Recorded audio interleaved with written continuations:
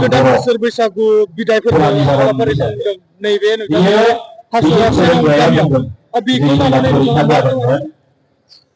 बे जाबाय progressive youth association बिथांमोननि दैदेननायाव जोंनि सेराव हासुरा गामियाव बोसोरफ्रोमबो जोङो बे बैसागो फोरबोखौ जोङो फालियो आरो लोगोसे जोंनि गासैबो रायजो बिथांमोना बयबो डनेट खालामनानै जोङो फोरबोखौ फालिनाय जायो आरो प्रत्येक बोसोरावनो जिहेतु मेट्रिक पास जानाय सेथि थाखोआव उथ्रिसारनाय जोंनि फरायसाफोरखौ जोङो मान बावनाय जायो। देग्लाय बोसोराव जोंनियाव से नं खाखा हिसाबै 7 मोनदों। बिथांमोना जाबाय अलंबार बर', गीतिका बसुमतारी, हरिद्रा बर' आरो दियारानी बसुमतारी आरो बिथांमोननि गेजेराव जोंनि अलंबार होननाय जिहेतु फरायसा बिफाननि नामा जाबाय बानिकान्त बर' आरो बिफाननि नामा जाबाय जयन्ती बर'। जोबोद गरिब नखर आरो एबारो जोंनि मेट्रिक परीक्षायाव बिथाङा डिस्टिंक्शन मोनदों 89%। जोंनि गामि हिसाबै डिस्टिंक्शन मोननाय हिसाबै बिथां अलंबारानो माने फार्स्ट रेंकआव इस्टाब्लिश खालामदों आरो जोङो एबार जोङो जोबोद गेदेर खालामनो हायासै जोंनि फोरबोखौ। जोङो फैगौ बोसोराव जोंनि बैसागो जिथु फोरबो फालिथाय बे 25 बोसोराव आगान होगोन। ओंखायनो जोङो सिलभार जुबिली माने रुपाथि मायथाइ फालिथायखौ जोबोद गाजा गोमजायै जोङो फालिनो थाखाय दानिफ्रायनो जोङो थाग-थियारि खालामनाय जादों।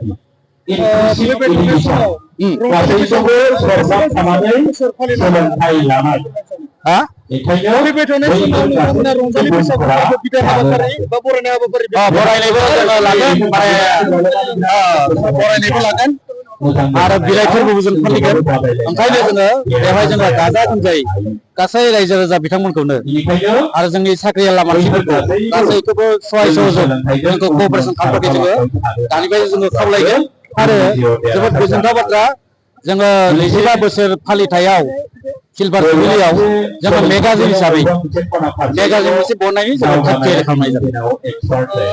गोदान बोसोर रंजालि बैसागु फोरबो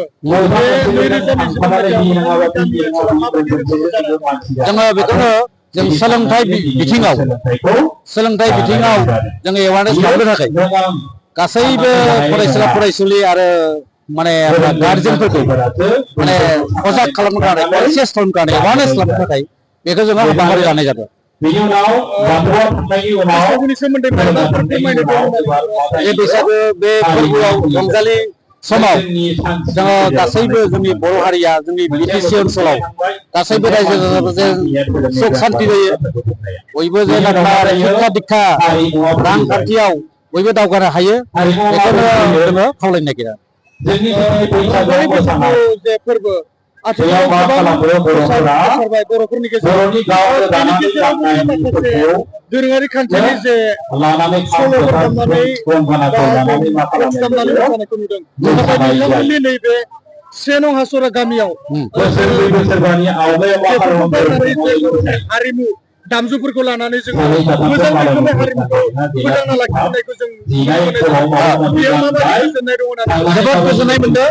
नोंथाङा जि कुइसन खालामदों आं जोबोद गोजोननाय मोनदों। गोदोयो इलेक्ट्रनिक्सजों दामनानै जोंनि गामियाव सेंग्रा सिख्लाफोरा बोराय बेन्थ'फोरा मागिनायखौ जों नुनो मोन्दोंमोन। नाथाय जोङो सोलायनाय नुदों। जोंनि बर' हारिनि हारिमुनि दामग्रा देग्रा सेरजा खाम सिफुं लानानै बयबो जोंनि हारिनि माने ड्रेस गाननानै दख'ना गाननानै गामसा गाननानै मोसानायखौ जों नुनो मोनदों। बेयो जोंनि थाखाय जोबोद मोजां। It is a good symptom for us. आथिखालाव नोंथांमोननि नैबे हासुरा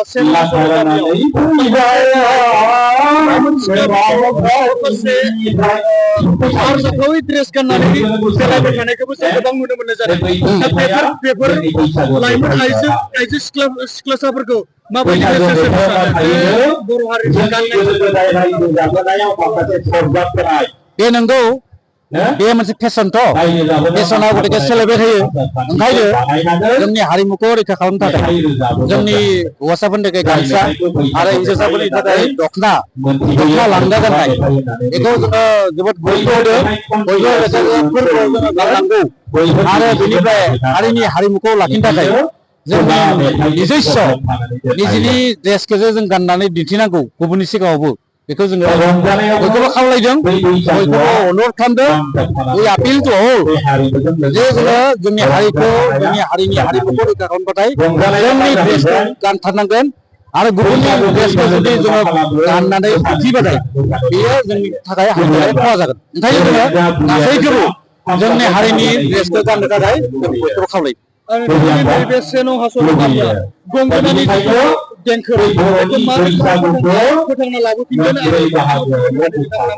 नङा दायो जोंनि मानसिफ्रा जे बुजिनानै मोनदों जे जोंनि हारिनि गाननाय जोमनाय बे गाननाय जोमनायासो आसल गुबुननिखौ जोङो फल' खालामनानै लाब गैया बेखौ जोङो एवारनेस लाबोदों आरो बयबो सेंग्रा सिख्ला गथ' गथाय निउ जेनेरेसनफोरा दायो गामसा गाननो सोलोंदों आरो बेनिफ्राय हिन्जावसाफोराबो दख'ना गाननो सोलोंदों गोमालांनाय जिथु आथिखालाव गोमालांनाय जिथु गंगोनानि दामजु बे गंगोना दामजुखौ नोंथांमोननि हाजरा गामियाव माबायदि बेखौ जोङो फोथांना लाखिनो थाखायनो जोङो दिनै डिसिसन लादो जे जोङो प्रत्येकानो खाम दामनो रोंनांगौ हारम'नियाम दामनो रोंनांगौ सेरजा सुनो रोंनांगौ सिफुं सुनो रोंनांगौ बेखौ जोङो मोनसे ट्रेनिं होनानै दामग्रा देग्रा एक्सपार्ट लाबोनानै बिथांमोनखौ जोङो सोलोंनो थाखाय जोङो दिनैनो थियारि